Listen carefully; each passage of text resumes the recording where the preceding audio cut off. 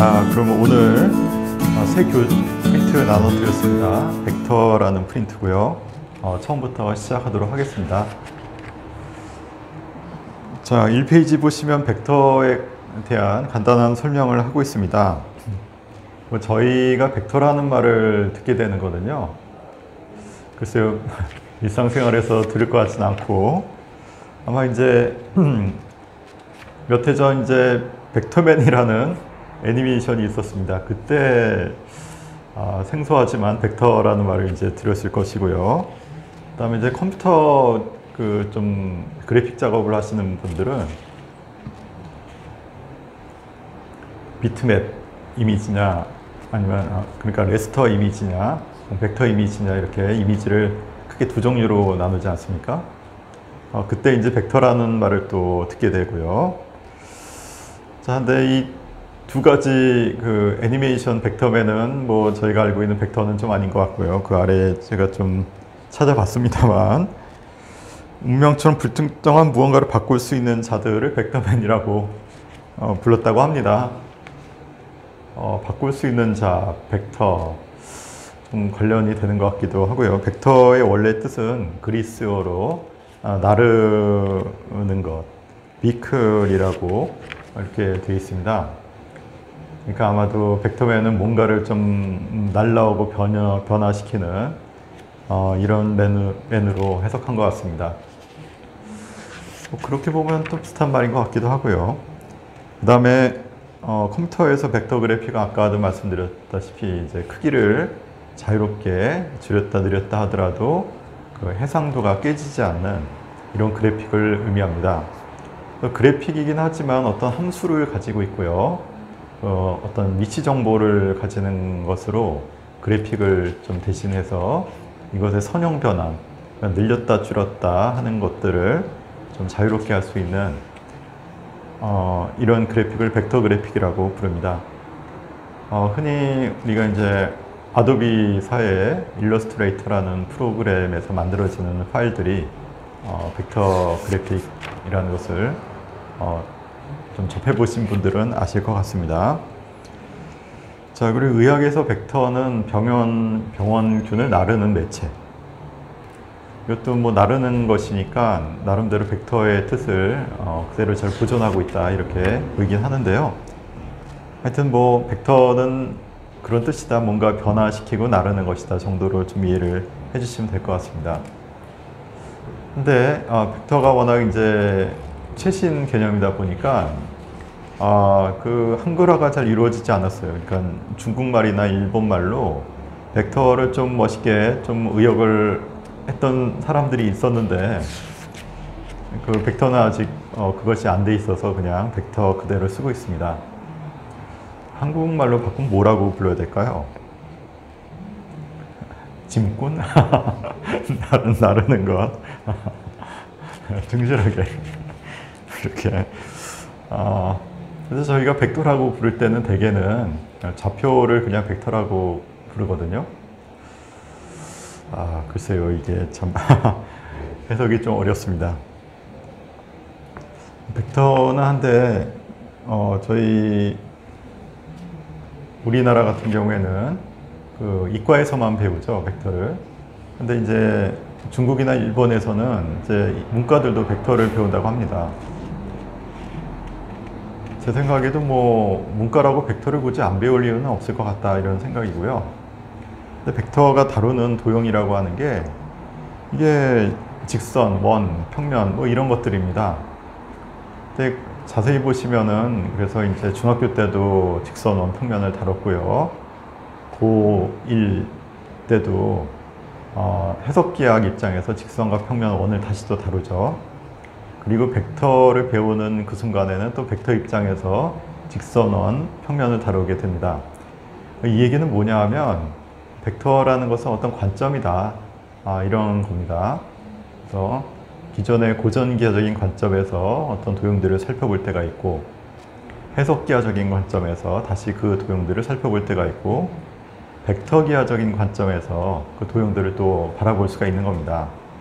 이렇게 해석의 방법, 어떤 관점의 변화를 의미하기 때문에 이게 좀 낯설죠. 그래서 저희가 기존의 방법들이 있는데 굳이 이걸 써야 되나 이런 생각을 처음에는 하실 수 있습니다만, 이거를 일단 배우고 나면은 특히 이제 3차원 공간을 다룰 때 이 벡터라는 게 굉장히 유용하다, 이런 것을 아실 수 있거든요. 뭐 직선의 방정식이나 평면의 방정식을 벡터로 간결하게 표현하게 되니까 기존의 해석기하학으로만 접근하면은 이게 좀 굉장히 계산적이고 좀 불편한 데가 있습니다. 좀 직관적이지도 않고요. 근데 벡터 기하학을 접근하면 이게 좀 굉장히 간단하게 놀랍도록 이제 확장성도 있고 간결하게 표현이 됩니다. 그래서 이 벡터라는 것이 분명히 어떤 쓰임새가 있어서 만들어졌을 것이다, 이렇게 보시는 것이 맞고요.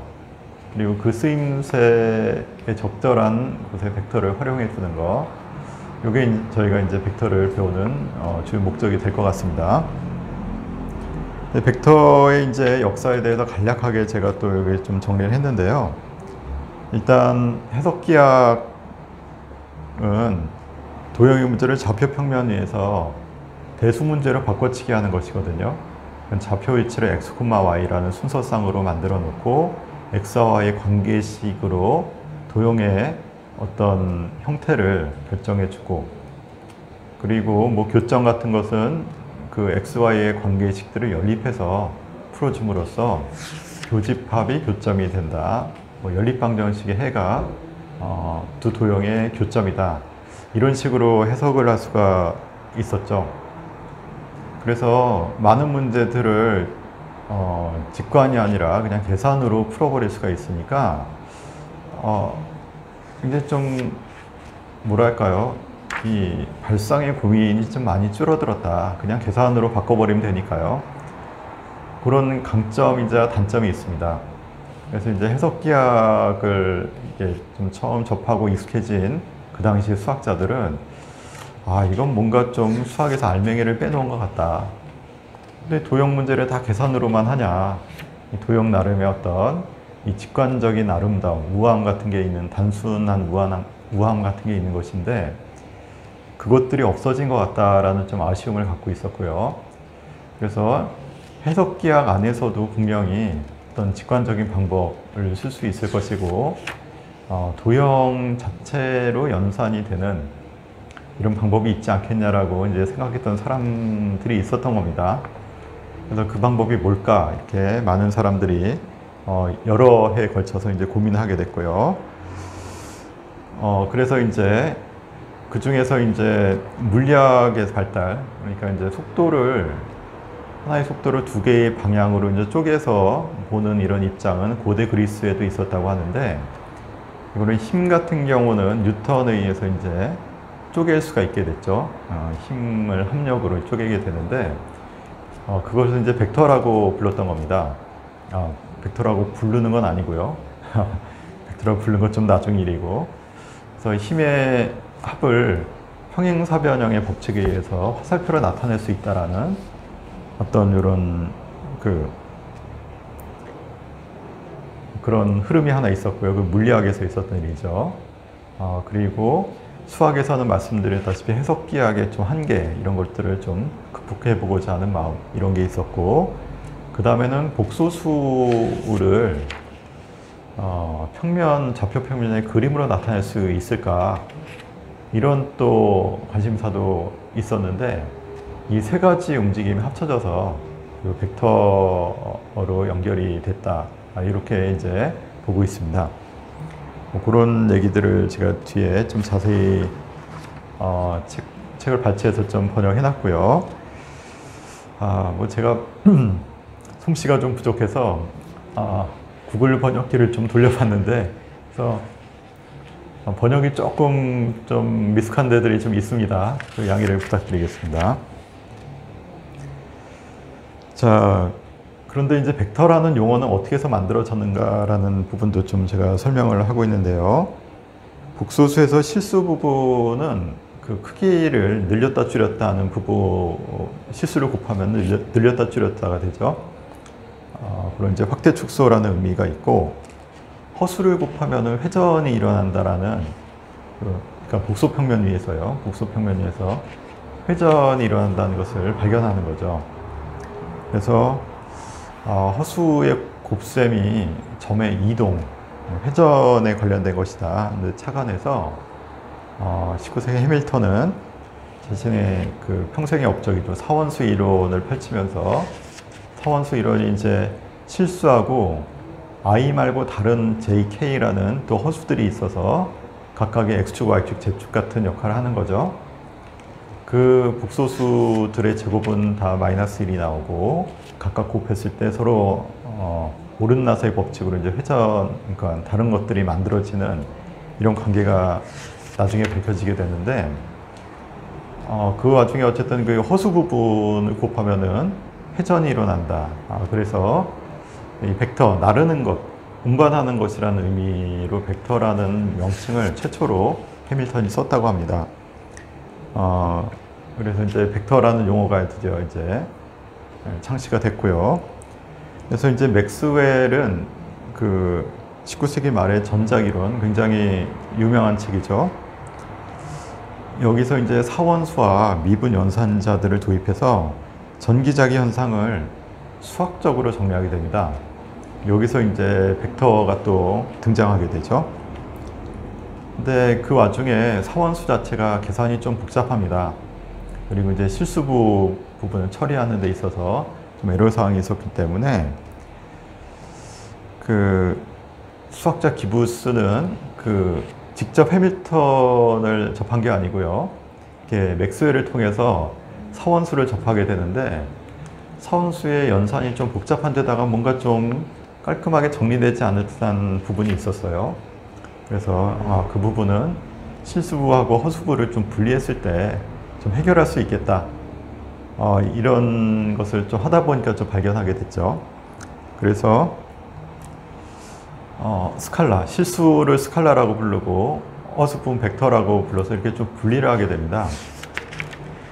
그래서 이제 계산을 좀 줄이는 이런 방법들을 이제 보여줬고요.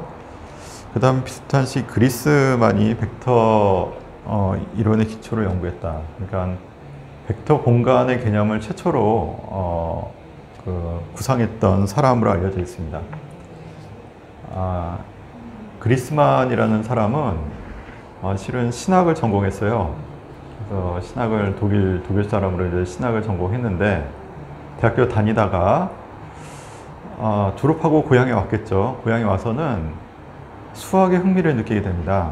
그래서 수학을 배운 적이 없어요. 대학교 때 배웠다는 기록이 없는데 독학으로 수학을 공부해서 수학자가 되는 꿈을 가지고 있었습니다. 그래서 이분이 이제 처음에는 수학교사를 하려고 시험을 쳤는데 점수가 좀 안 좋았나 봐요.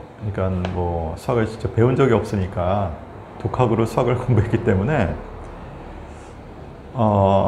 그러다 보니까 좀 점수가 안 좋고 그래서 이제 초등학교 수학교사로 일단 하다가 몇 년 후에 이제 김나중, 그러니까 중고등부 수학교사로 이렇게 발전해 나간다고 합니다.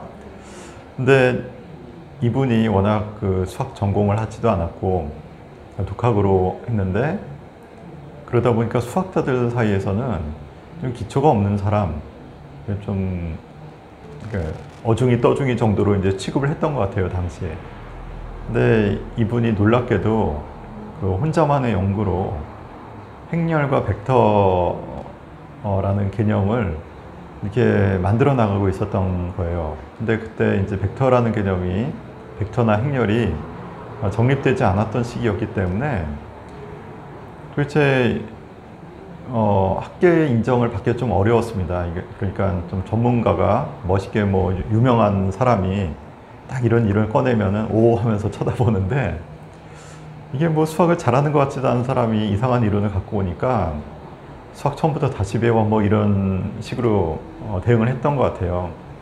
그래서 이 사람이 거의 이제 몇 년에 걸쳐서, 그러니까 20대 중반에 수학을 독학으로 시작했으니까 50대 초반까지 자기의 이론을, 그러니까 행렬 이론하고 벡터 공간에 관련된 이론을 책으로 만들었는데 학계에서는 거들떠보지도 않았다고 하죠. 그래서 50대 초반에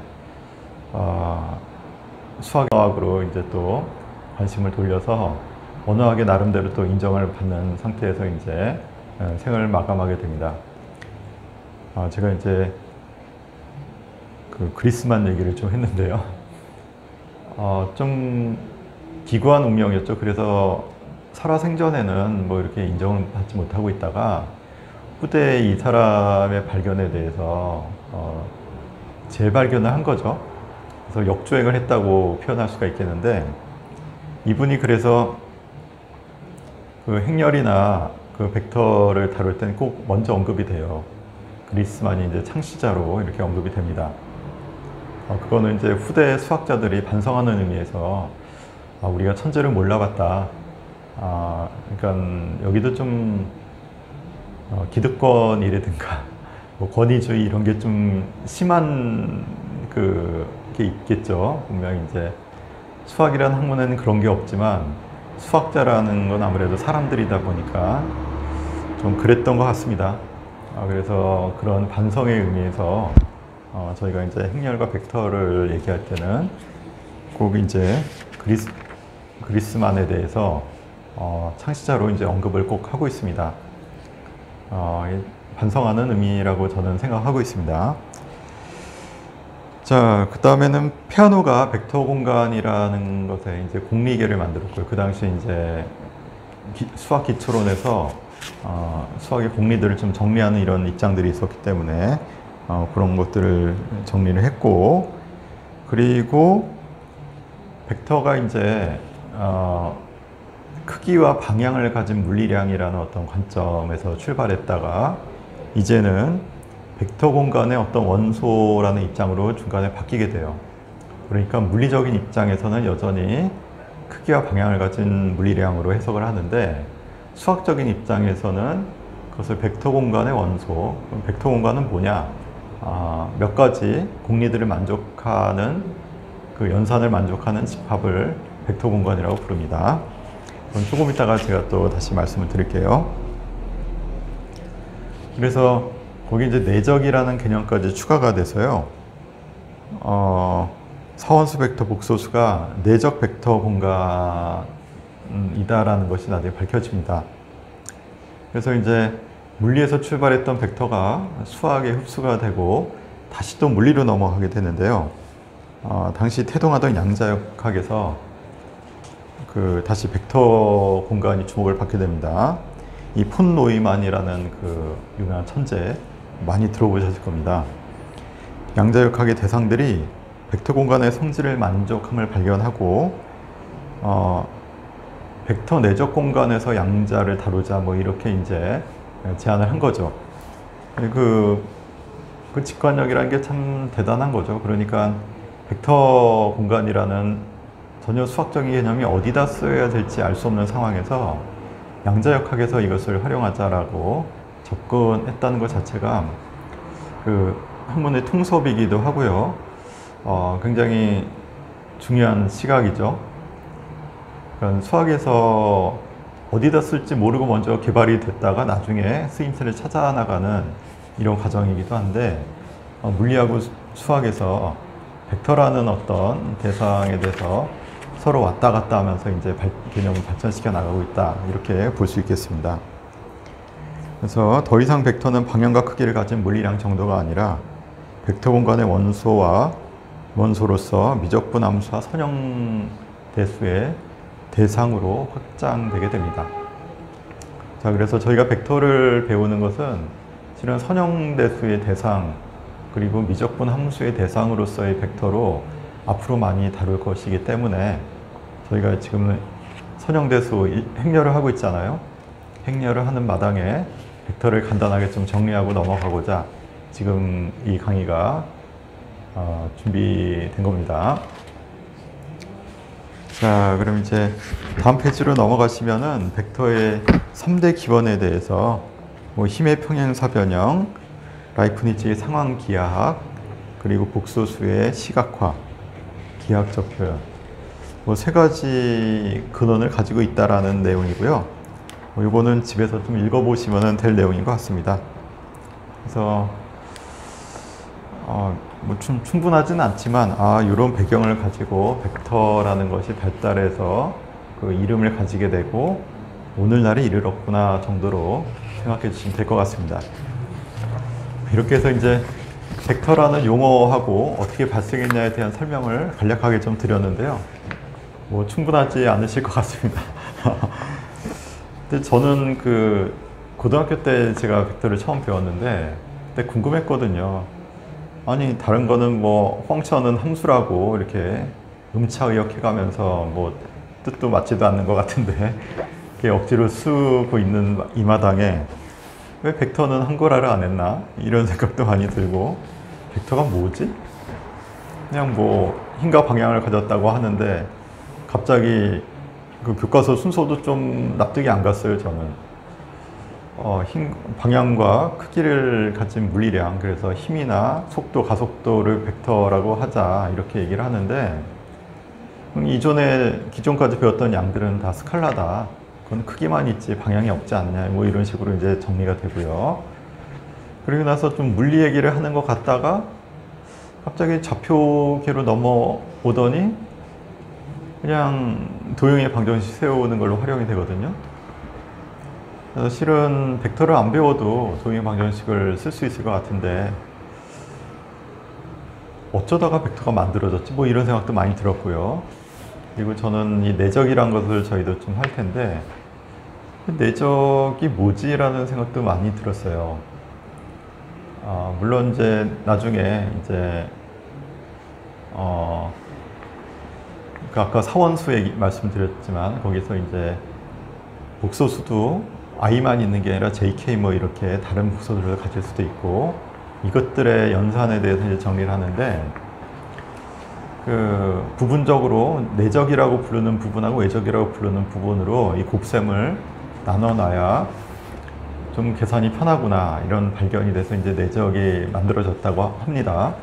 실제로는 그런데 이 물리에서 내적의 의미는 이제 그 기울어진 방향으로 물체를 당겼을 때 만들어진 어떤 힘 계산하는데 내적이라는 개념을 쓸 수가 있거든요. 그래서 그 내적은 또 어떻게 발생했지만 이런 어떤 이 벡터라는 게 왜 만들어졌는가에 대한 궁금증이 제가 좀 컸는데 저는 그런 궁금증을 좀 나름대로 알려드리려고 이것저것 좀 찾아서 이렇게 좀 정리를 해봤습니다. 그래도 아직은 잘 모르실 것 같아요. 일단 벡터를 이제 공부하면서 이제 차근차근 해가면서 이게 벡터구나 라고 정리해 주시면 될 것 같습니다. 자, 그러면 이제 8페이지로 바로 넘어가겠습니다. 이제 저희가 이제 벡터의 발생은 뭐 이렇다라고 대충 이제 얘기를 했고요. 다음 벡터 공간과 좌표계. 아까도 말씀드렸지만 벡터가 어떤 물리적인 개념, 뭐 크기와 방향, 뭐 이런 어떤 입장이 있었다가 갑자기 벡터 공간의 한 원소로 싹 바뀌잖아요. 그러니까 수학적인 입장이죠. 자, 그래서 그렇다면 벡터 공간이 뭔데라는 말씀이 아까 잠깐 나왔고요. 그래서 몇 가지 공리에 만족하는 것이 벡터 공간, 몇 가지 공리를 만족하는 집합을 벡터 공간이라고 부르자 이렇게 말씀드렸는데 그 벡터 공간의 공리가 뭐냐 라는 게 그 아래에 정리를 했습니다. 요거는 고등학교 때는 배우지 않고요. 대학교 들어가면 이제 선형대수나 미적분학 시간에 이걸 배우게 됩니다. 자, 덧셈에 대한 결합법칙, 교환법칙에 성립하고 덧셈에 대한 항등원 여건이 존재하며 실수비에 대한 결합법칙 또는 및 배분법칙에 성립하고 항등원이 존재하는 집합을 벡터 공간이라고 합니다. 벡터 공간의 원소를 벡터라고 부릅니다. 뭐 항등원 여건 이런 말씀이 또 말이 또 생소하실 수도 있는데 그 아래 네모 박스에다가 좀 정리가 돼 있어요. 보시면은 뭐 벡터 표시를 그 알파벳에다 위에 화살표를 딱 얹어놨죠. 그래서 벡터는 저렇게 표시하는 거구나 정도를 일단 접수해 주시고요. 벡터는 덧셈에 대한 가환군. 좀 어려운 얘기들이 점점 나옵니다. 이거는 이제 대수에서 그러니까 교환법칙에 성립하는 군이다 이런 뜻이고요. 일단 덧셈이 정의가 돼 있고 덧셈에 대해서 닫혀 있어야 돼요. 교환 법칙이 성립하고 결합 법칙, 0벡터라는 항등원, 그리고 마이너스 A 벡터라는 여관이 존재한다. 뭐 이런 어떤 특징이 있다고 보시면 되겠고, 실수배가 가능하다. 그래서 실수를 곱하는 것이 가능해서 실수들의 결합 법칙, 분배 법칙, 그리고 항등원 1이 곱해질 수 있다. 여기까지 내용이 있습니다. 이걸 만족하는 집합을 벡터 공간이라고 하거든요. 굉장히 많을 것 같죠? 예, 굉장히 많을 것 같습니다. 이거는 실수도 벡터 공간이겠네요? 그거 다 만족하지 않나요? 또 그런 것 같기도 하고.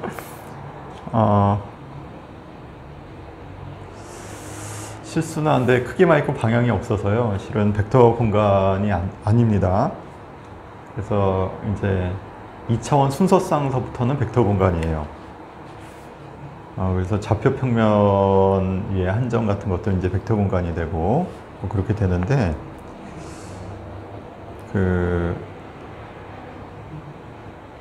글쎄요.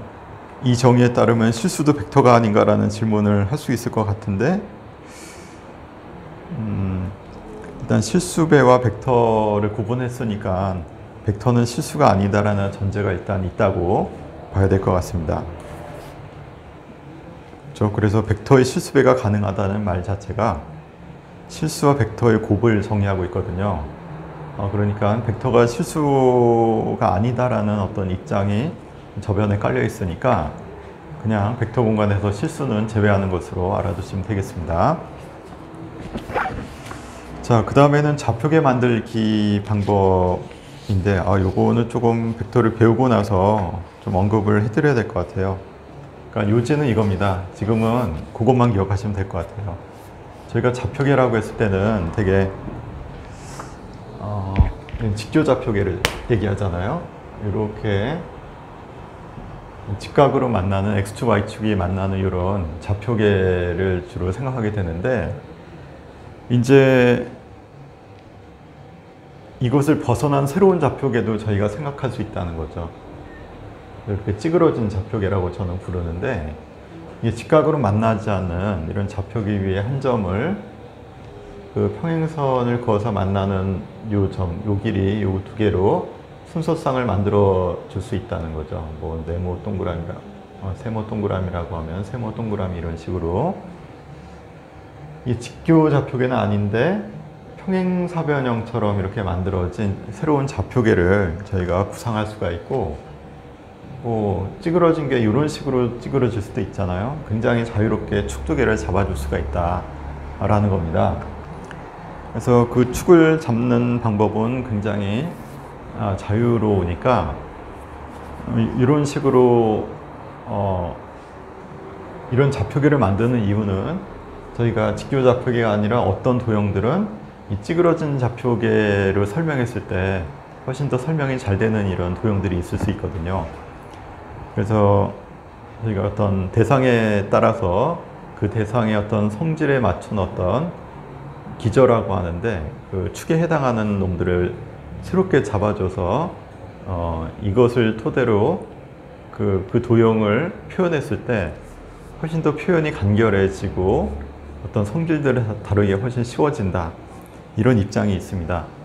그래서 좌표계를 이제 여기서 다른 좌표계로 바꿔서 해석할 수 있다라는 약간 좀 신선한 얘기를 할 수가 있거든요. 뭐 그런 얘기가 가능해진다라고만 생각하시고 어떻게 그걸 잡을 것이냐에 대한 얘기는 이제 대학교에서 배우시면 되겠습니다. 그래서 좌표계가 이런 식으로 새로 만들어진다 정도까지만 말씀을 드릴게요. 제가 1차 변환이 왜 이제 좌표계를 바꾸는 변환이 되는가, 뭐 이런 설명을 가볍게 좀 드리려고 일단 갖고는 왔는데, 그냥 이것도 이렇게 제가 간단히 설명을 드리고 일단 생략하도록 하겠습니다. 자, 그럼 11페이지로 가서 드디어 이제 벡터의 기초서부터 천천히 살펴보도록 하겠습니다.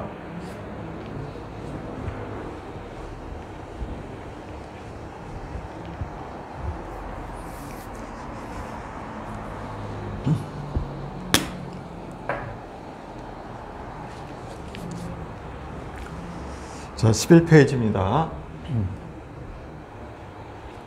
자, 11페이지 보겠습니다. 일단 스칼라 벡터. 뭐 이제까지 말씀드렸지만 스칼라는 실수를 가리키고요. 크기만 있는 양이다. 이렇게 이제 보시면 되겠고요. 벡터는 크기와 방향이 있는 양이다. 처음에 벡터는 이렇게 이제 정의를 합니다. 그래서 뭐 예를 들어서 여기는 뭐 길이, 넓이, 부피, 질량, 속력, 뭐 속력 이런 것들 다루고 있고요. 벡터는 힘이라든가 속도. 요거 두 개 구분 잘 하셔야죠. 속도는 그 방향성과 크기를 같이 가지고 있는 개념이고요. 속력은 속도의 크기입니다. 그냥 크기만 따온 것을 속력이라고 부르죠. 힘, 속도, 가속도 뭐 이런 것들을 이제 다루게 됩니다. 스칼라는 이제 1차원 그 수직선 위에 있는 어떤 양들이라고 보시면 되겠고, 벡터는 기본적으로 크기와 방향에 대한 정보가 있어야 되니까 2차원 이상이라고 보셔야 되겠죠. 자, 벡터를 나타낼 때 점 A에서 B로 향하는 화살표 AB를 표현합니다. 벡터의 표현은 여러 가지로 저희가 벡터를 표현하거든요. 일단 화살표로 표현합니다. 여기는 이제 방향도 표현이 되고요. 길이가 이제 크기가 되는 거죠. 네, 화살표로 하고, 여기 시작하는 점을 C점, 끝나는 점을 종점이라고 이렇게 문자를 놓을 수도 있고요. 문자를 놔서 A, B 화살표, 이렇게 이제 벡터를 표현하기도 하고, 그냥 묶어서 그냥 A 벡터다 이렇게 부르기도 합니다. 이거는 이제 어떤 하나의 대상을 그냥 딱 문자 하나로 딱 찍어서 표현해 버리는 거죠. 뭐 이렇게 이제 주로 표현을 하고, 말씀드린 대로 여기는 시작하는 점 시점이라고 부르고, 여기는 종점이라고 불러요. 끝나는 점. 그래서 선분 AB의 길이를 벡터 AB의 크기, 이 길이를 이제 크기라고 부르고요. 기호로는 절대값을 붙입니다. 이건 이제 크기를 나타낼 때는 이렇게 절대값으로 표현한다. 이건 저희 상식적으로 그러겠다 이렇게 생각이 되죠. 크기 1인 벡터를 단위 벡터, 0인 것을 0벡터라고 부르죠.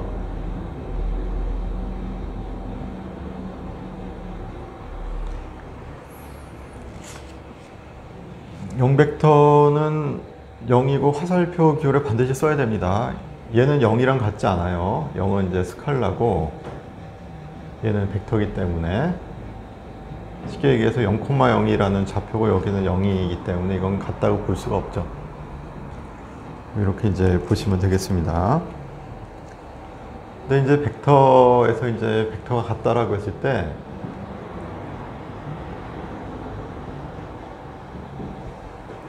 그래서 벡터는 이렇게 표현을 하고 이런 벡터들이 있고 크기는 어떻게 표현한다 이런 말씀을 드렸고요. 그 다음에 두 개의 벡터가 같다라고 했을 때 요거 조심하셔야 돼요. 처음에 이거 굉장히 헷갈리거든요. 뭐냐 하면 벡터가 같다라고 했을 때는 시점은 상관이 없어요. 이게 중요합니다. 시점이 같다라는 게 아니고 크기하고 방향만 같으면 같다라고 얘기를 해요. 시점이 중요하지 않습니다. 그래서 벡터가 여기 있으면은 똑같은 모양을 가진 다른 시점을 가진 벡터들도 다 같다라고 얘기를 합니다. 약간 달라 보이나요? 똑같은 겁니다. 평행한 거예요. 평행하게 생기고 시점은 다르고 화살표 길이가 다 같으면은, 크기하고 방향이 같으면은 같은 벡터다라고 얘기를 합니다. 그래서 굉장히 벡터는 좀 자유롭게 떠다니는 존재예요. 시점을 고정할 수가 없습니다. 그래서 저희가 수학에서 억지로 시점을 원점으로 딱 고정해서 종점만 가지고 벡터를 표현하기도 하거든요. 뭐 그런 거 말고는 그냥 크기와 방향을 가리키고 있다, 이렇게만 보셔야 됩니다. 이 부분이 초반에 좀 받아들이기 약간 헷갈리고 쓸 때도 약간 헷갈립니다. 이거 적응하는데 좀 시간이 걸리거든요. 그래서 그거 이제 계속해서 조심해 주시고, 거기 제가 이제 글로도 적어놨죠. 주의할 점은 시점이 달라도 크기와 방향이 같다면 같은 벡터라는 것이다, 이렇게 이제 말씀을 드려야 되겠고, 그 다음에 방향이 반대인 것을 역벡터라고 하고요.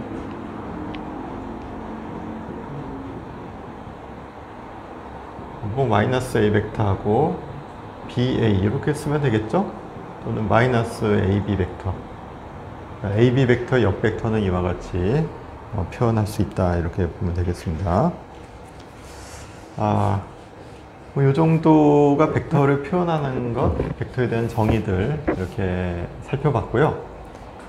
1번 문제가 있네요. 간단하니까 지금 한번 풀어보시죠. 자, 같이 풀어보도록 하겠습니다. 처음에는 좀 쉬운 문제로 그냥 너무 쉬워서 깜짝 놀라셨을 것 같은데요. 단위 벡터를 길이가 1인 정사각형이라고 했고요.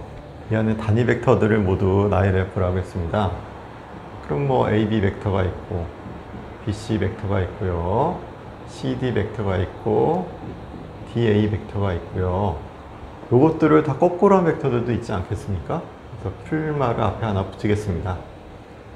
지금 단위 벡터라고 저희가 부를 수 있는 게 총 눈에 보이는 4가지인데 방향까지 고려, 총 8가지 벡터가 있다, 이렇게 얘기를 하면 되겠네요. 요거 틀리셨나요? 풀맛 때문에 좀 틀리실 가능성도 있습니다. 자, 그 다음에 AC의 크기를 구해달라고 했는데, AC 벡터는 요 벡터죠? 요 벡터가 되겠고, 크기는 1대 1대 루트 2잖아요? 이거는 뭐 당연히 루트 2 이렇게 얘기해 주면 되겠습니다. 화살표의 길이 구하라는 얘기잖아요. 이렇게 이제 풀면 되겠죠. 자, 그럼 다음 페이지로 넘어가겠습니다. 2번, 3번이 있는데, 역시 약간 쉽지만 이제 우리가 익숙하기 위해서 하는 과정이니까 지금 또 풀어보시죠. 자, 그러면 같이 맞춰보도록 하겠습니다. 자, 2번 문제입니다. 한 변의 길이가 1인 정육각형 2개를 붙여놨고요. 벡터 MN의 크기를 구해달라는 문제입니다. 자, 크기를 계산을 해야 되는데요. 자, 크기를 계산하려면 저희가 피타고라스 정리밖에 없잖아요. 피타고라스 정리를 쓰기 위해서는 직각삼각형을 만들어야 되겠죠. 직각삼각형은 그렇다면 눈에 봤을 때 이렇게 만들어주면 될 것 같습니다. 자, 그러면 요거를 뭐 L이라고 놓고요. 이 길이는 1이라는 사실을 알고 있으니까 ML의 길이만 구하면은 MN의 길이를 알 수가 있겠죠. 그래서 지금 벡터의 용어를 정의를 했잖아요. 저희가 벡터를 안 배운 상태에서 이런 문제 풀려면은 그냥 MN의 길이를 구해달라고 그냥 질문하면 되는데, 벡터의 절대값을 구해달라, 벡터의 크기를 구해달라는 것으로 표현이 달라진 것밖에 없습니다. 그러니까 저희가 벡터 단원에서 좀 초반에 좀 어려운 점이 뭐냐 하면, 새로운 관점에서 용어를 다 새롭게 정의를 했잖아요. 그래서 기존에 알고 있던 어떤 개념을 벡터의 개념, 같은 벡터의 개념으로 좀 해석을 해야 됩니다. 계속해서 기호를 독해를 해서 번역을 해서 그것이 같은, 이전에 알고 있던 같은 것하고 연결을 시키는 과정을 좀 해야 되는데, 그게 처음에 어려운 것 같아요. 제 생각에 이제 다 배우고 나서 좀 익숙해지면은 뭐 이게 뭐가 어렵나 이런 생각이 들지만, 처음에는 예전에 알던 개념들이 다 있는데 뭔가 좀 새로운 게 나타나서 갑자기 언어를 바꾸는 거죠. 언어를 바꾼다는 게 대개의 사람들한테는 세상을 바꾸는 거잖아요. 세상을 바꾸니까 낯설고 적응 잘 안 되고 어렵네 이런 느낌이 딱 드는 것 같습니다. 그래서 수학이 이렇게 새로운 시점을 갖고 와서 전혀 다르게 정의를 하면서 이제 시작하는데 그 전혀 다른 것처럼 보이는 게 기존에 알던 정의하고 어떻게 연결이 되는지를 깨닫는 것도 이제 수학의 하나인 것 같습니다. 수학이 일종의 관점의 전환 같은 것을 자꾸 연습을 시키는 것 같아요. 그렇게. 그래서 이런 문제가 갑자기 어려워 보이는 것이지 실제로는 그냥 이 길이 구해달라는 문제니까 그냥 고전기하를 풀듯이 풀면 됩니다. 그래서 이제 문제는 뭐냐 하면 해석은 되는데 이 해석을 이 벡터라는 세계에서 하는 풀이 과정에 맞춰서 풀어야 되겠다라는 어떤 생각까지 같이 하게 되거든요. 그러니까 뭐냐 하면은 뭔가 벡터적으로 정의했으면 벡터적으로 푸는 방법이 있을 거다라는 생각을 같이 하고 있는 거예요. 그러니까 새로운 세상이 왔고 새로운 도가 왔으니까 길이를 구하라고 했을 때 피타고라스 정리로 풀겠다? 이거는 고전기하적인 발상이잖아요. 근데 그게 아니고 벡터만의 뭔가가 있지 않을까? 벡터에서 저 길이를 구하는 방법이 있지 않을까? 이런 생각을 혹시 하게 하고 있지는 않으신지를 또 여쭤볼게요. 저는 좀 그런 느낌을 가지고 이 문제를 처음에 풀었던 것 같아요. 그러니까 이거는 고전기하로 해석은 되지만 고전기하의 방법으로 풀라는 건 아닐 테니까 벡터만의 방식으로 어떻게 접근해야 되는 거 아닌가? 그런 거를 난 배운 적이 없는데 하다가 이제 문제를 못 풀게 되는 경우도 있는 겁니다. 그래서 수학 문제의 어려움 중 하나에 대해서 제가 지금 말씀드리고 있는데요. 뭔가 새롭게 정의가 되면은 기존의 세계하고 너무 달라 보이니까 기존의 세계와 별도로 존재하는 것으로 저희가 해석을 해서 기존의 세계의 것을 갖다 쓸 생각을 못하게 될 수도 있거든요. 근데 결코 그렇지 않습니다. 똑같은 세계인데 그것을 다른 방식으로 부르는 거거든요. 지금 다른 방식으로 다른 관점에서 바라보고 그 관점에서 부르는 거니까 그 관점에서 해결하는 방법을 아직 모른다면 기존의 방법으로 해석해서 그냥 기존의 방법으로 풀어낼 수밖에 없잖아요. 그러니까 그것을 당연하게 생각하셔야 됩니다. 내가 뭔가 좀 잘못하고 있고 이 세계 안에 적응해야 될 텐데가 아니고 이 세계는 불투명하고 내가 알고 있는 세계는 확고하니까 내가 알고 있는 세계로 불러와서 해결하고 다시 보내면 되지. 뭐 이런 생각. 그리고 그게 좀 반복이 되다 보면 이 세계만의 방식으로 그냥 해석해버려서 바로 접근하는 방법이라고 또 믿게 되는 어떤 방법을 찾아낼 수가 있는 거죠. 그 훈련이 지금 벡터에서 저희가 공부하는 어떤 수학의 또 모습이 아닌가 이렇게 생각을 합니다. 그거를 연습하시면은 뭔가 좀 발상도 트이고요. 수학을 바라보는 눈도 좀 트이지 않으실까 이렇게 조심스럽게 생각해 봤습니다. 자, 그래서 이렇게 일단 보면은 이제 ml 길이를 구하는 것으로 이제 해석을 할 수 있고요. ml 길이는 그럼 어떻게 구하냐? 그래서 여기 이제 그 가운데 중심 하나 잡아놓고 이 꼭지점들 다 연결하면요, 몽땅 다 정삼각형이잖아요. 이것도 이제 중학교 도형의 어떤 지식이 좀 필요하죠. 그래서 정육각형의 가운데 중심 잡아놓고 다 연결하고 나면 몽땅 다 정삼각형들 6개를 붙여놓은 거다 이렇게 이제 보실 수 있겠고, 그렇다면은 여기가 지금 여기 60도고 직각이고 30도 아니겠어요? 여기가 이제 30도, 여기는 60도, 여기는 직각. 그러니까 1대 2대 루트 3 아니겠습니까?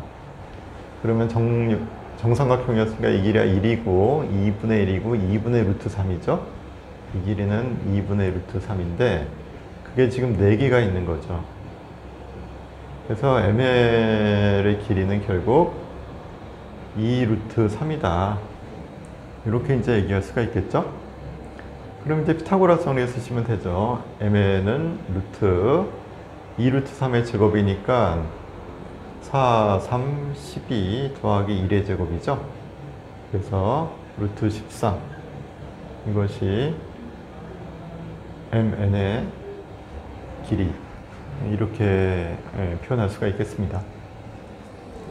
그래서 2번은 좀 쉬운 문제는 아니었던 것 같아요. 일단 요거를 쪼개 가지고 요 길이들을 직접 계산해야 되겠다는 생각을 해야 되니까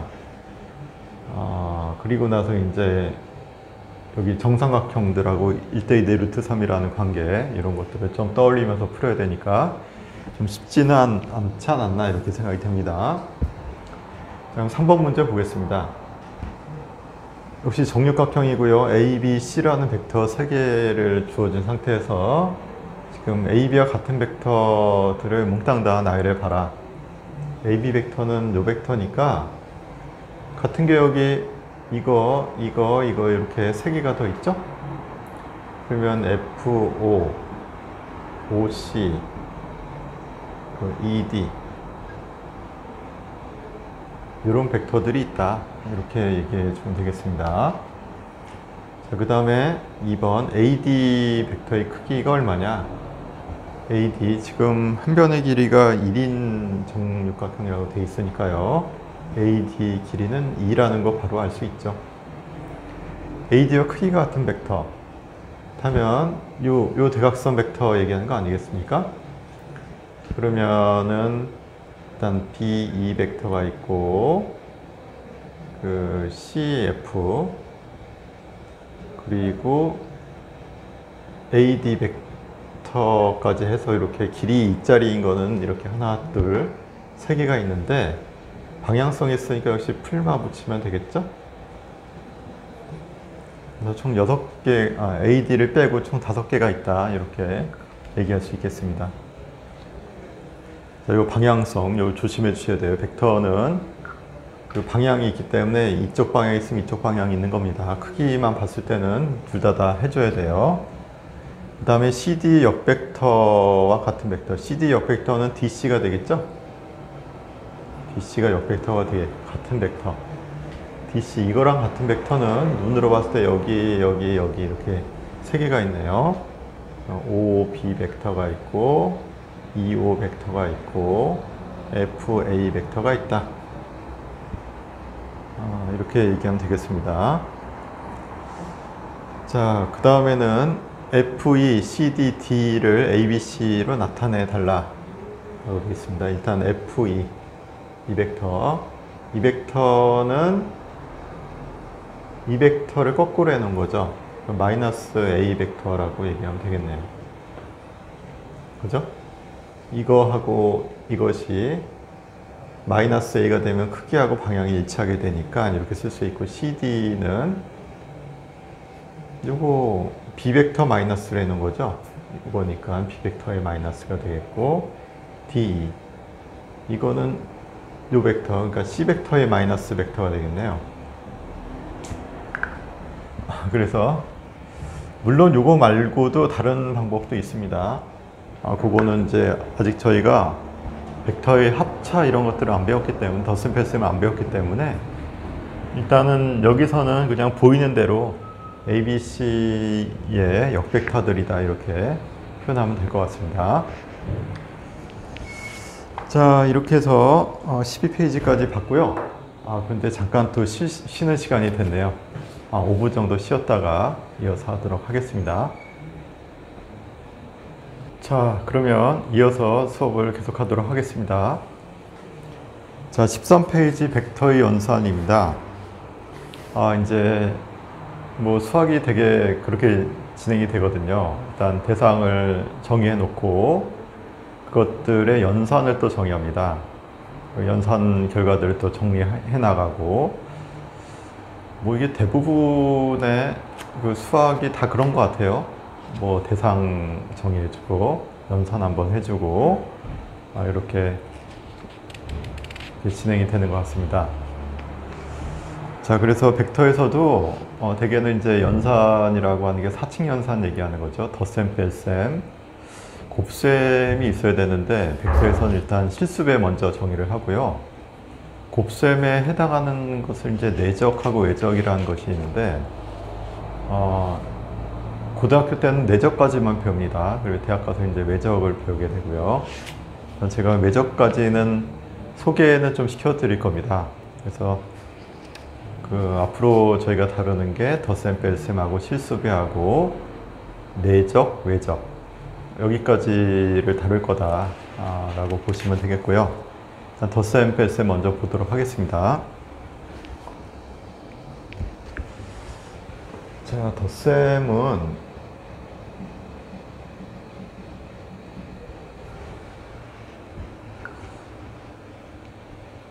크게 두 가지 입장에서 접근합니다.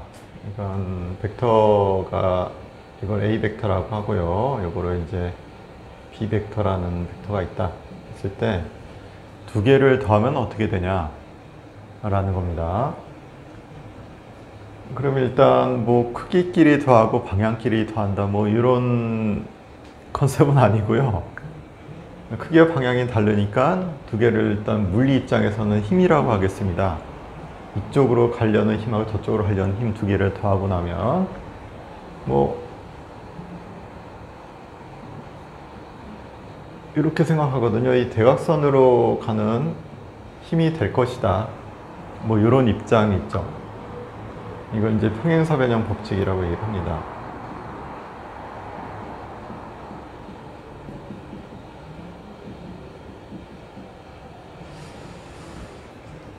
벡터 두 개를 더했을 때는 평행사변형의 대각선 방향이 합으로 나오게 된다라는 입장이 있고요.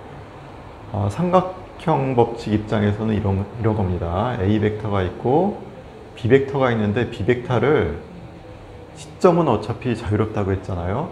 그러니까 B 벡터를 이쪽에다 붙이는 겁니다. 이거는 시점을 일치시키는 거죠. 시점을 일치시키고 나서 평행사변형의 대각선이 이제 합이 된다라는 입장이 있고, 두 번째 입장은 삼각형 법칙인데,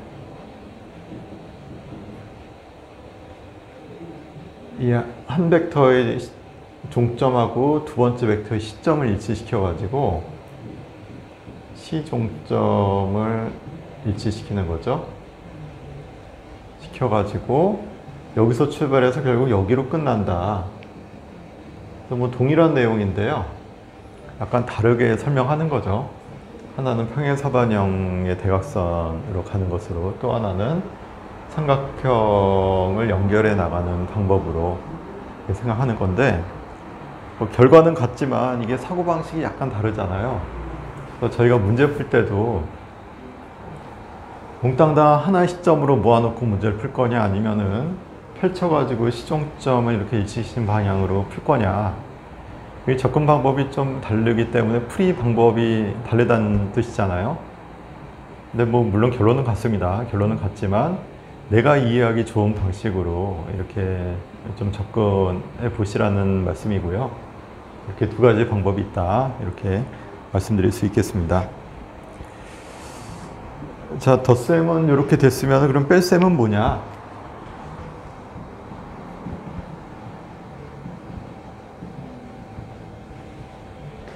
이번엔 A 벡터, B 벡터가 있을 때 빼볼게요.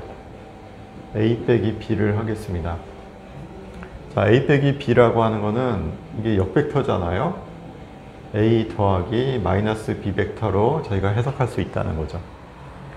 그래서 B 벡터 대신에 반대 방향에 크기 똑같은 마이너스 B 벡터를 만들어 놓고 이것의 덧셈으로 처리하면 되지 않냐, 이런 거죠.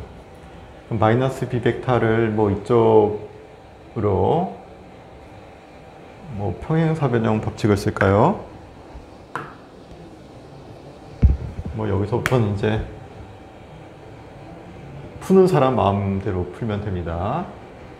이 평행사변형 법칙으로 이 벡터가 나온다, 이렇게 볼 수가 있죠.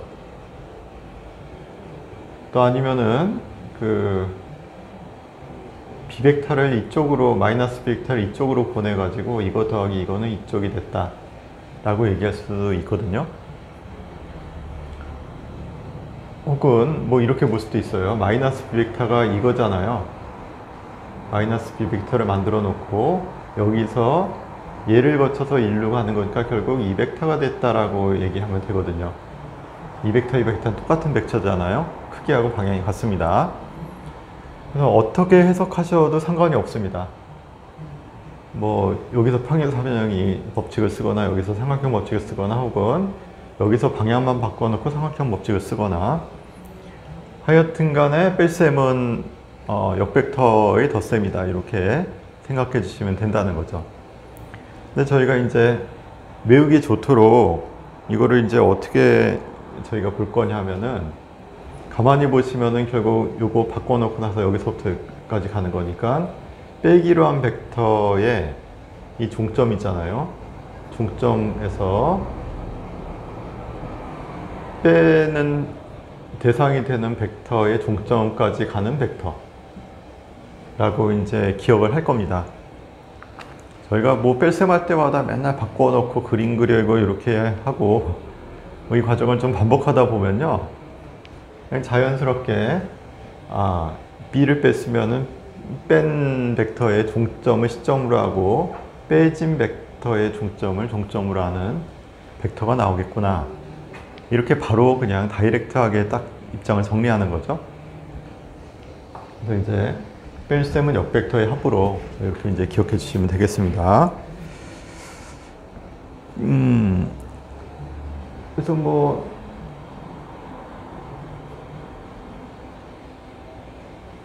됐죠? 자, 여기서 이제 평행사변형 법칙으로 빼기를 얘기하는 것도 좀 실어는 놨는데요. 뭐 지금 삼각형 법칙하고 크게 다를 건 없습니다. 물론 뭐 이거는 이제 뭐 설명하는 입장에서 이렇게 약간 다를 뿐이고 뭐 이렇게 지금 같은 경우는 살짝 역벡터 만들어 가지고 이렇게 가는 벡터다 이렇게 그냥 이해하는 걸로 하겠습니다. 자, 그럼 벡터의 덧셈을 이제 이렇게 정의를 하고 나면요. 이것의 성질을 또 저희가 살펴봐야 되겠는데요. 덧셈의 연산 법칙, 성질. 첫 번째는 이제 교환 법칙이 성립한다. 교환이 가능하다. A 벡터 더하기 B 벡터는 B 벡터 더하기 A 벡터와 같다.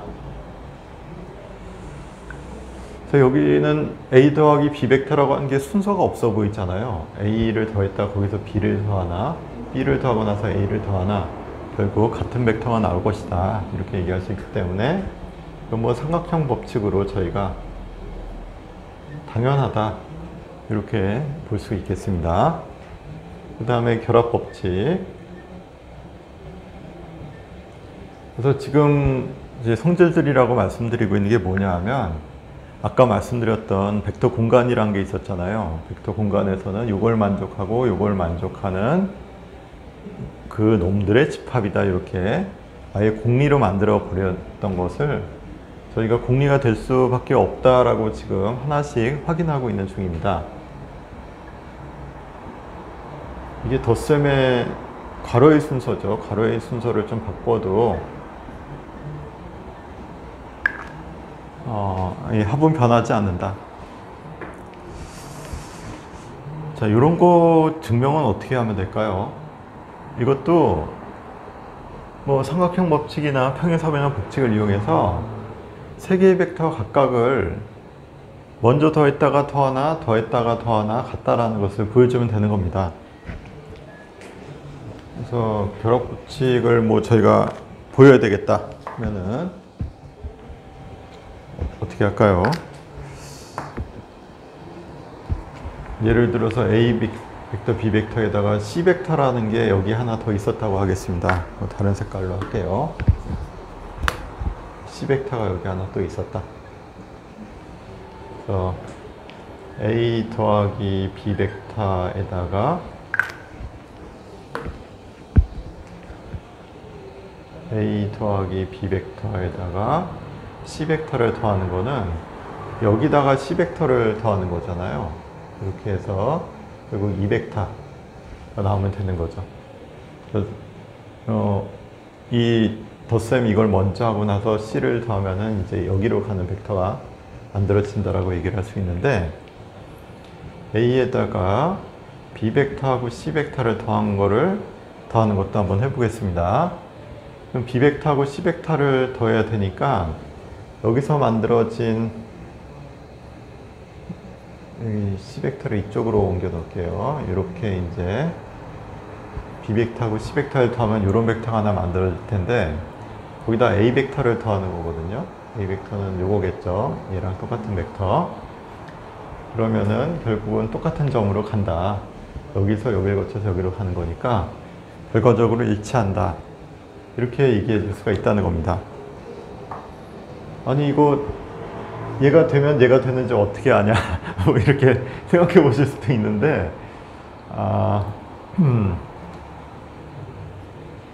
잘 그리면 알 수 있습니다. 좀 더 멋지게 제가 설명할 방법이 없었을까요? 여기서 일로 갔다 일로 갔다 일로 가는 게 있고, 일로 갔다가 일로 갔다가 일로 가는 게 있는 거죠. 어떻게 보면은 이게 B 더하기 C를 먼저 하고 A에다가 B 더하기 C를 더한 거죠, 지금. A에다가 B 더하기 C. B 더하기 C를 A에다가 더한 거니까 A에다가 B 더하기 C를 더하면 이쪽으로 간다. 그러니까 일종의 좀 뭐랄까 계속 이제 교환법칙 같은 것으로 좀 말씀을 드리게 되는데,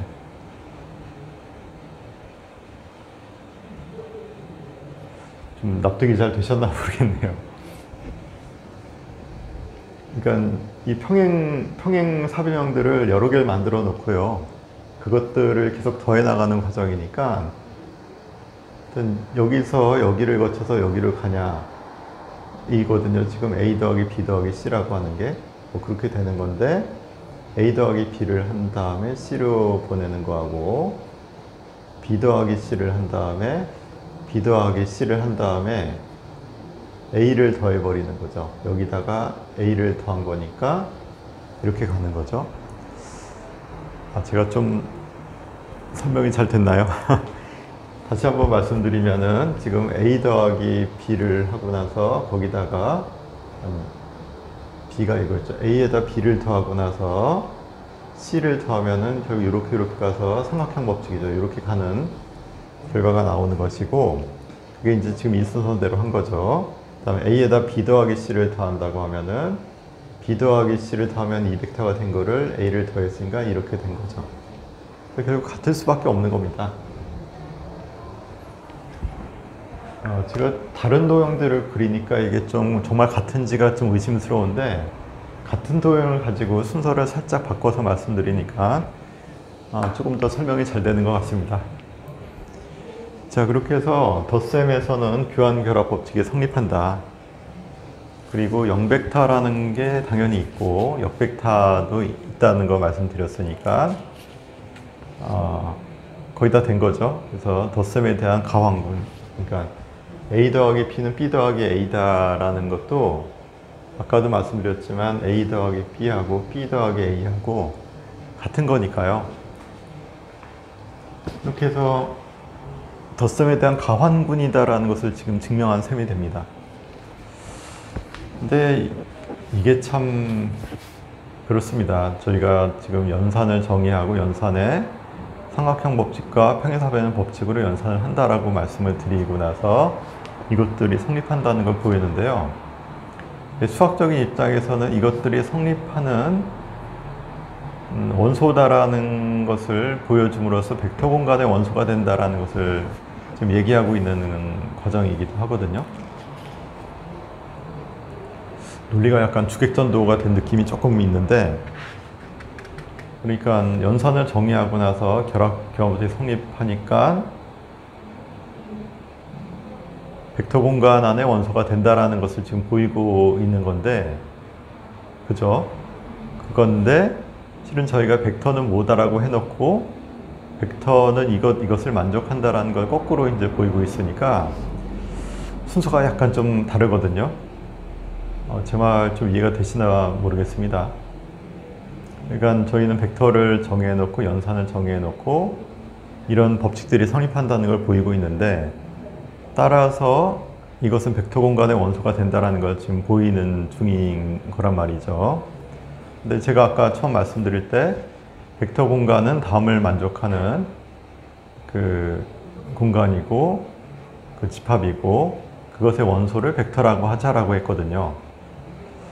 그래서 벡터가 뭔지도 정하지 않은 상태에서 어쨌든 연산들을 이렇게 정해놓고 나서 그걸 벡터다라고 나중에 명명하는 것과 벡터라고 해놓고 그것들의 연산이 만족한다는 벡터 공간의 그 공리들을 만족한다는 것을 보이는 거하고는 순서가 좀 반대잖아요. 뭐 그런 느낌이 좀 드셨나 지금 물어본 겁니다. 그래서 지금 그러니까 벡터라는 것을 이렇게 정의를 해놓고 나서 하다 보니까 이런 성질들이 있어서 이런 성질들을 가진 것을 벡터 공간이라고 부르자라고 했다는 거죠. 그렇게 이제 벡터 공간을 정의를 했는데, 거꾸로 벡터 공간이 만들어진 다음에는 이걸 만족하는, 이런 공리들 만족하는 것들을 벡터라고 할 수 있다 라고 거꾸로 이제 적용이 가능해진다라는 거거든요. 이게 약간 좀 좀 약간 헷갈리고 좀 그럴 수 있겠습니다만, 어쨌든 저희가 어떤 귀납적으로 어떤 공간에 대한 어떤 성질들을 규명한 다음에 그 성질 규명된 상태에서 연역적으로 이걸 만족한 벡터다라고 또 얘기하기도 하는 분석과 종합의 과정을 지금 보고 계시다는 말씀을 제가 드리려고 한 거고, 이게 또 수학에서 종종 있는 일이죠. 그래서 어떤 특정한 대상들의 성질을 연구한 다음에 이 성질들을 만족하면은 이거라고 하자라고 거꾸로 이제 공리화해 버리는 겁니다. 그래서 이 성질을 만족하는 또 다른 놈들을 또 찾아낼 수가 있거든요. 그럼 얘네들은 같은 부류의 놈들이다라고 얘기할 수 있다는 거죠. 그래서 수학은 이렇게 같고 다른 것들을 찾아내는 어떤 학문이다, 이렇게도 저는 얘기를 할 수 있다라고 생각하는데요. 그러니까 추상화시켜서 어떤 성질 엑기스들을 뽑아낸 다음에 그 엑기스를 만족하는 그 구조를 갖고 있는 것들을 같은 것이라고 보자라는 어떤 입장을 다시 취하게 된다는 거죠. 그렇다면은 새로운 세계의 어떤 대상들도 이 성질을 만족하는 같은 것이 됐으니까 기존에 만족하던 어떤 성질들을 똑같이 만족할 것이다라고 저희가 가정할 수 있다라는 점에서 확장성을 가지게 되는 거죠. 추상화시키는 과정이. 뭐 그런 것을 지금 하는 과정을 잠깐 보여드리고 있습니다. 그래서 수학이 조금 어렵다라고 느껴지는 게, 구체적인 대상을 다뤄야 되는데 벡터라는 것도 굉장히 추상적이잖아요. 지금 힘이나 속도, 가속도를 벡터라고 해놓고, 그리고 나서 이제 화살표로 나타낼 수 있다고 해놓고 화살표로 나타낼 수 있는 것들의 성질들을 지금 보고 있거든요. 그렇죠. 그래서 그 모든 것들이 다 같은 것들이 돼버리는 순간이 된 겁니다. 지금 무슨 말을 하고 있는지. 수학의 연구 방법에 대해서 지금 제가 좀 보고 말씀드리려고 했던 것 같아요. 참고하시길 바랍니다. 자, 그러면 4번 문제가 있는데, 4번 문제도 좀 재밌죠? 지금 한번 풀어보시고 답을 맞춰보도록 하겠습니다. 답이 바로 나오시나요? 예, 이거 무슨 말인지 싶어서 답을 못 하실 것 같아서 제가 그냥 바로 풀어보도록 하겠습니다.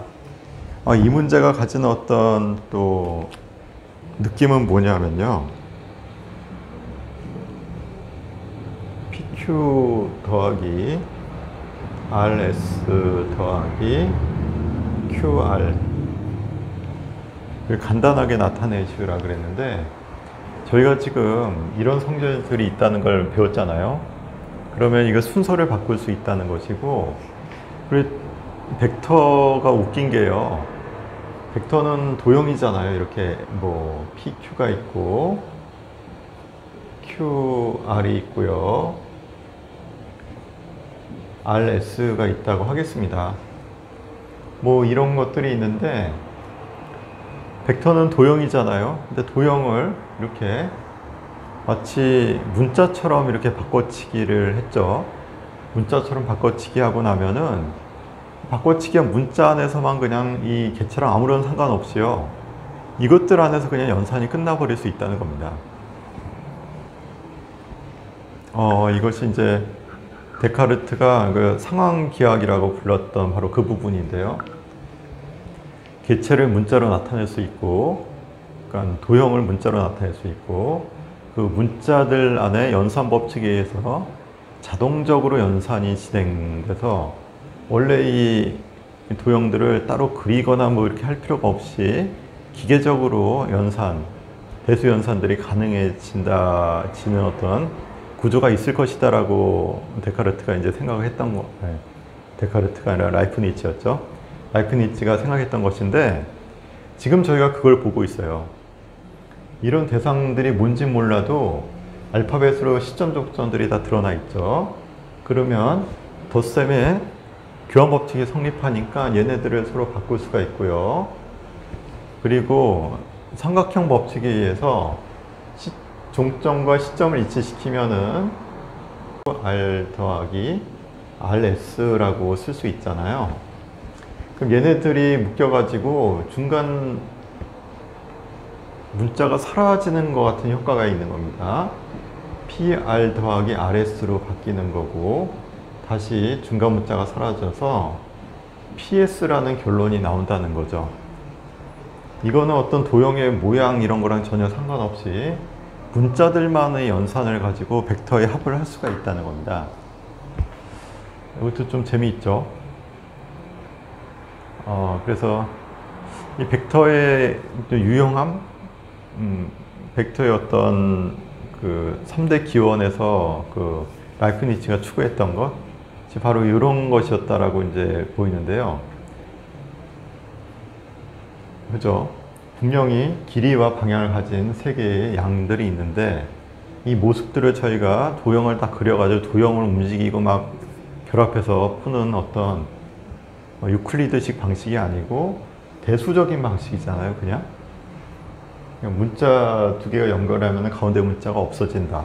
뭐 이런 삼각형의 법칙이죠. 여기서 A에서 B로 갔다 B에서 C로 가면은 합하면은 이렇게 돼서 AC가 나온다. 이렇게 되는 것처럼.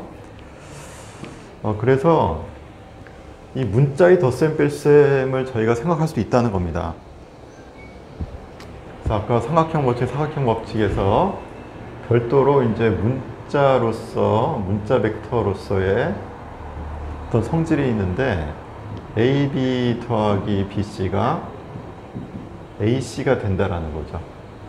이거하고 AB 빼기 AC 시점이 일치된 상태에서 종점에서 시점을 뺀 것처럼, 그러니까 뺀 종점의 시점을 가지고 그리고 이쪽 종점으로 가는 벡터가 나오는 거예요. 그림으로 그려서 AB, AC가 있으면 AB에서 AC를 빼주면 이거는 CA로 바뀌니까요. 그죠? 더하기 CA 역벡터니까 이렇게 바뀌어 놓고 나서 CA, AB니까 CB가 되는 겁니다. CB가 이렇게 이제 나온다는 거죠. 이렇게 문자만 가지고 연산이 가능해진다라는 것이 참 재미있는 현상이죠. 벡터에서. 그래서 이제 덧셈에서의 좀 이렇게 재미있는 것들, 기하적으로는 삼각형 법칙, 평행사변형 법칙인데 문자로서는 중간 문자들을 없애는 과정으로 해석할 수가 있다. 라는 거. 이것도 좀 재미있게 좀 벡터의 성질로 보셨으면 좋겠습니다. 자, 그럼 다음 페이지로 가서요. 그 5, 6, 7번 문제가 있는데 덧셈 뺄셈 연습하는 간단한 문제들이니까 지금 한번 해보시죠. 자, 그러면 같이 풀어보도록 하겠습니다. 자, 5번입니다. A 더하기 B는 평행사변형 법칙으로 그냥 C 벡터 나온다는 거 바로 보이고요. C 빼기 B니까 뺀 것의 종점을 시점으로 하는 벡터가 나와야 되겠죠. A 벡터와 같겠네요. C 빼기 A. 그러면 뺀 벡터의 종점에서 빼진 벡터로 가는 거니까 B 벡터가 나온다. 얘랑 같죠? 지금 평행사변형이니까. 자, 6번 문제입니다. 이번엔 그 3면체 입체 도형이고요. 3차원 벡터네요. 뭐 상관없습니다. 자, AB를 ABC로 나타내 달라고 그랬는데 AB는 B에서 A를 빼야 되겠죠. B 빼기 A. 뺀 벡터의 종점을 시점으로 해야 되니까 마찬가지로 C 빼기 B 벡터가 되겠고요. A 빼기 C 벡터라고 쓰면 되겠네요. 보시고 얘가 뺀 벡터의 종점입니다. 뺀 벡터의 종점이 되고 여기에 적힌 것들이 빼진 벡터들이 적히면 되는 거죠. 자, 7번 문제입니다. A, B가 이와 같을 때 이거의 값을 구해달라고 했고요. 그렇다면 뭐 시키는 대로 하면 되는데 제 생각에 삼각형 법칙을 쓰는 게 좀 좋을 것 같습니다. 그럼 먼저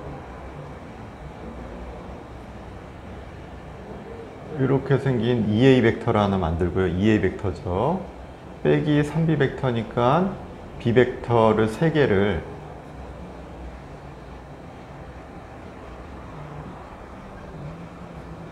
이렇게 더해버리면 되죠. 3B 벡터죠. 그러면 마이너스 3B 벡터죠, 이게. 그래서 그게 더하면 이런 벡터가 나옵니다. 이런 식으로 뜯어서 붙여서 삼각형 법칙에 조금 그리기가 좀 쉽지 않은가 이렇게 생각이 되고요. 그 다음에 2번 문제입니다. 3A. 3A라고 하면은 요거 3개 붙여야 되겠고요. 이렇게 가는 벡터가 나와야 되겠죠. 2B.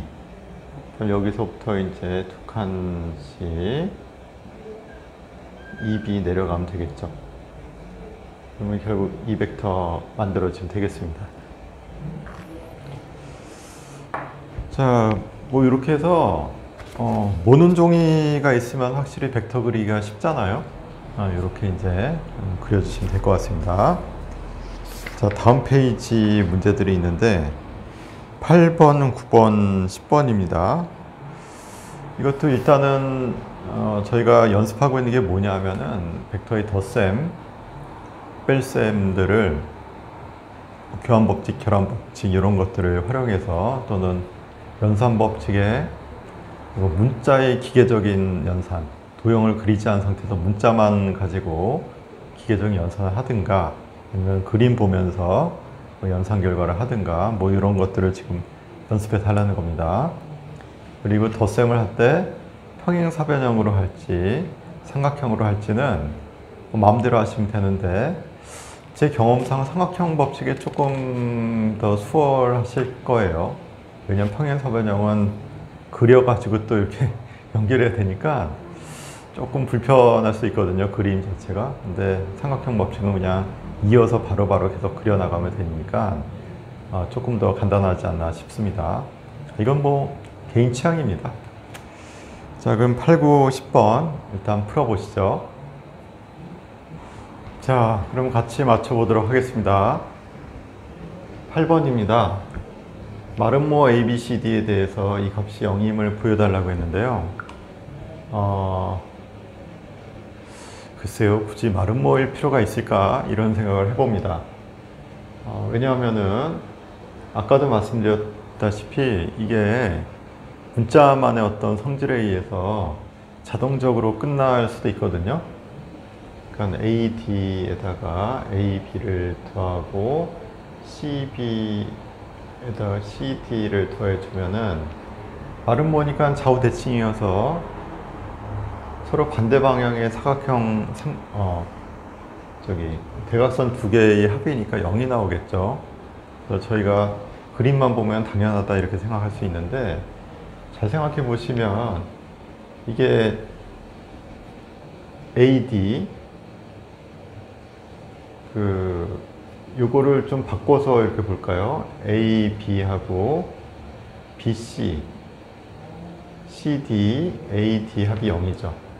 그러니까 AB 더하기 BC 더하기 CD 더하기 DA가 0이 됩니다. 그렇죠? 왜냐하면 여기서 이거 더했다가 더한 거니까 여기서 시작해서 한 바퀴 돌아서 여기로 오는 거니까 자기 자신이잖아요. 0벡터가 되는 겁니다. 근데 여기서 그 다른 게 뭐 있죠? AB 하고 CD 똑같고요. BC 대신에 뭐가 있습니까? BC하고 AD하고 같죠. 얘가 지금 BC라고 볼 수 있는 거죠. 그 CB가 뭡니까? CB가 바로 DA죠. 그래서 결국 한 바퀴 돌아서 자기 자신을 왔다 이렇게 얘기할 수가 있는 거죠. 마름 모여야 되겠네요. 마름 모여야 마름 모가 아니고 혹시 평행사변형이기만 하면 충분하지 않을까요? 그죠? 마름 모일 필요는 없고 평행사변형만 되면은 그거 되면 얘를 얘로 바꿔치기 할 수 있으니까 그냥 0이 된다라는 거 알 수 있습니다. 그래서 신기하게도 뭐 N각형이 있으면은 N각형의 이점 벡터의 합은 0이 나오겠죠? 한 바퀴 도는 벡터가 나오면은 당연히 0이다. 이렇게 생각할 수 있습니다. 이거는 문자들의 덧셈의 어떤 그 성질로 자연스럽게 귀결이 되는 거죠. 자, 8번 이렇게 풀어봤고요. 자, 9번은 평행사변형의 대각선의 교점을 O라고 하고 AB 벡터를 만들었습니다. 이것들을 AB 벡터만으로 표현해 달라는 건데요. 9번 문제가 가진 의미는 뭐냐 하면 두 개의 평면 위에 두 개의 서로 다른 벡터만 주어져 있으면 나머지 벡터들을 이것들의 어떤 실수배들의 결합으로 언제나 나타낼 수 있다라는 얘기를 조금 이따 할 겁니다. 다음 단어쯤에서 저희가 얘기를 할 건데 그것의 일단 전초적인 연습이에요. 그래서 평면에는 서로 다른 두 개의 벡터만 있으면 이 벡터들을 축으로 하는 좌표계를 만들어서 임의의 벡터들을 이것을 가지고 표현할 수가 있다라는 것이고요. 요 두 개의 서로 다른 벡터를 저희가 그래서 기저라고 부르고 찌그러진 좌표계의 좌표축 역할을 하게 됩니다. 일단은 제가 지금 하는 얘기가 무슨 얘기인지 모르셔도 되고요. 그래서 아까 말씀드린 이제 좌표계를 설계하는 일하고 기저를 잡는 것, 벡터 공간을 만드는 거하고 이게 좀 그 벡터 단원하고 좀 연결이 있습니다. 자, 그럼 OC 먼저 볼게요. OC는 A 벡터의 반대 방향 벡터죠. 크기 같고요. 마이너스 A라고 쓰면 되겠고, AB 벡터니까 B에서 A를 빼면 되죠. 그래서 그러니까 뺀 벡터의 종점에서 빼진 벡터의 종점으로 가는 거니까 뺀 벡터 이렇게 만들어주면 되겠습니다. 여기도 C 빼기 B라고 쓰시는데 C가 없잖아요. C에 해당하는 것은 마이너스 A니까 마이너스 A로 이렇게 바꿔주면 되죠. BC 이 벡터였습니다. 이 벡터는 마이너스 A 벡터 만들어 놓고 그리고 BC가 되려면은 마이너스 A 벡터에서 B 벡터를 빼주면 되죠. 이렇게 이제 만든 겁니다. DA 벡터는 여기도 A에서 D를 뺐다. 이렇게 이제 보면 되는데 D 벡터에 해당하는 게 이거잖아요. 그럼 B의 마이너스 벡터니까 더하기 B 벡터 이렇게 쓰면 되겠죠.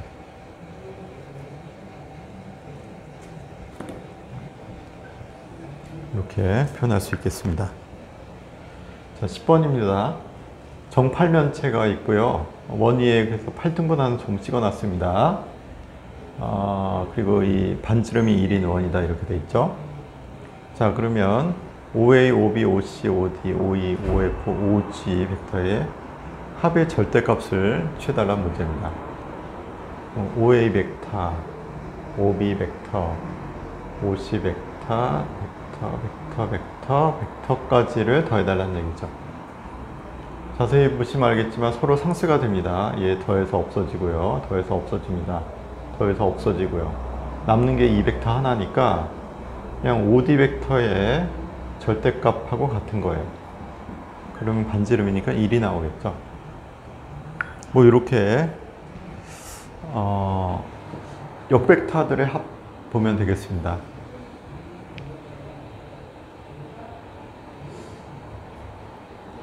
그죠. 이렇게 이제 정팔각형 같은 경우 정N각형은 비슷한 요령으로 모든 그 꼭지점들 벡터까지 합이 0이 나온다는 것도 저희가 예상할 수 있죠. 역벡터들로 구성되어 있을 테니까. 짝수는 그런데 홀수는 어떻게 될까요? 홀수 어렵습니다. 홀수는 저희가 역벡터들이 없으니까 홀수 정N각형 같은 경우에는 합이 어떻게 될지는 구체적으로는 잘 모르게 됐지만 어렴풋이는 0이 나오지 않을까라고 조심스럽게 이제 추측은 해봅니다. 왜냐하면 짝수일 때 0이 나왔으니까 홀수일 때도 0이 되지 않을까 이렇게 생각은 해보는데 글쎄요, 이거 보이는 거는 좀 쉽지는 않겠네요. 좀 생각을 해보시고 좋은 방법이 있을까요?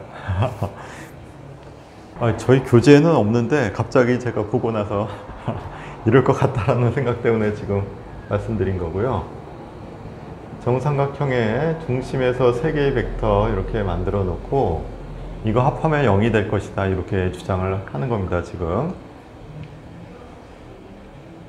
그럴 것 같죠? 예, 그럴 거로 추정이 됩니다. 근데 왜 이 0벡터냐 라고 물었을 때 조금 생각을 해봐야 되는데요. 그러니까 요거를 자유롭게 이동을 시켜 볼게요. 그 벡터는 시점이 고정되어 있지 않으니까 여기서 평행사변형을 만들어서 요거랑 똑같은 벡터 일단 보내겠습니다. 이쪽 가는 벡터 이렇게 만들고 요거랑 똑같이 가는 벡터 만들면 이렇게 해서 삼각형을 이루지 않을까요? 일단 이 길이는 다 같을 것이고요. 같은 길이니까 일단 삼각형 만들어질 거고 이게 이쪽으로 가는 것까지는 괜찮은데 얘가 이쪽으로 달라붙는다는 거를 만들 수가 있을까요? 여기가 60도가 된다는 것만 보여주면 될 것 같은데 그러면 이쪽 각도가 지금 60도죠? 그러면 여기가 60도가 되는 거 맞네요. 그죠? 이 60도니까 여기 60도가 됐고 도병 길이 같으니까 정삼각형이 만들어질 거고 이거 여기다 갖다 붙이면은 딱 달라붙겠죠? 딱 달라붙나요? 그것도 보여야 되겠네요. 그러니까 여기 60도가 되는 건 알 수 있으니까 여기서 60도가 돼서 내려가는 게 있고 그 다음에 여기서 이거 연결하면은 이 길이도 같은 길이 이미 정삼각형이죠. 여기가 정삼각형이니까 이 길이 같다는 건 알겠는데 이 기울기가 일치하는지를 또 체크해야 되겠죠. 그러면 거꾸로 여기가 60도라는 사실 보이면 되는데 이게 60도니까 막곡지각으로 같죠. 너무 어렵게 지금 증명을 했는데 어쨌든 홀수 정N각형의 이와 같은 중심, 이게 무게중심이죠. 무게중심에서의 꼭지점까지 벡터들의 합이 0이다 라는 것을 삼각형에서는 보였고요. 오각형도 있겠죠. 오각형에서는 어떨까요? 이것도 0이 될 걸로 추정이 됩니다. 추정이 되는데 이거를 어떻게 또 만들 것이냐의 문제가 있네요. 그러면은 이렇게 한번 생각해 볼게요. 저희가 이 각도들이 다 같잖아요. 이 각도들이 다 지금 360도로 오르나는 거니까 72도인가요? 72도의 중심각들을 다 갖고 있는데, 이 벡터 5개를 적당히 이동시켜 가지고 정오각형을 만들 수 있으면 되는 거 아니겠습니까? 그죠? 그러면 이쪽 각도에서 이쪽 각도 하나는 몇 도가 나오죠? 여기가 이제 72도가 나오겠죠? 맞나요? 72도, 외곽 하나가 72도씩 나오는 거 5개 더하면 한 바퀴 돌아가는 것이 나오니까, 얘 내각이 하나가 70도 이루는 것하고 외곽이 72도 이루는 게 뭔가 의미심장하죠. 그래서 이것들이 이루는 각도들이 각각의 72도들을 이룰 수 있으니까, 평행이동에서 붙이게 되면은, 예를 들어서 이걸 여기다 갖다 붙이면요, 이쪽 외곽이 72도가 나온다라고 해석할 수 있을까요? 여기에 대해서 72도 각도를 꺾은 거니까, 그죠? 이게 꺾여서 이쪽으로 가 있는 거죠. 여기에 대해서 똑같은 요령으로 여기도 72도 꺾인 게 나가야 되니까, 여기서 또 72도 꺾인 게 또 나가고 하니까 5개 합해서 원점으로 돌아오겠네요. 정오각형이 만들어지는 거죠. 자, 비슷한 요령으로 홀수 n각형도 내각과 외곽을 생각해 보시면 이것도 비슷합니다. 지금 삼각형도 여기서 120도 회전 꺾어야 되잖아요. 여기 가는 방향이 120도를 회전시켜야 되니까 여기가 120도가 된 거죠. 이게 지금 120도니까 요 내각 크기하고 이쪽의 외곽의 크기가 같아지도록 꺾어서, 여기도 가다가 120도 꺾어가지고 이쪽으로 가는 거잖아요. 이것들을 옮겨서 붙이고 나면은 정삼각형을 만들면서 주변을 한 바퀴 돌아가니까 벡터의 합이 0이 된다라는 식으로 해서 무게중심에서 각 꼭지점까지 벡터들의 합은 0이다라는 것을 증명 비슷하게 지금 말씀드렸습니다. 뭐 구체적인 좀 엄밀하게 딱딱딱 이게 형식화하는 과정은 제가 생략했고요. 대략 저렇게 해서 0이 될 것이다 라고 추정이 가능하고 실제로 좀 그럴 것 같습니다. 아니, 문제는 없는데 제가 보고 나서 이럴 것이다 라는 것을 지금 말씀을 드린 겁니다. 자, 그러고 났더니 어느덧 시간이 다 돼서 오늘은 여기까지 하도록 하겠습니다. 자, 그러면 온라인으로도 고생 많이 하셨고요. 다음 주에 뵙도록 하겠습니다. 수고하셨습니다.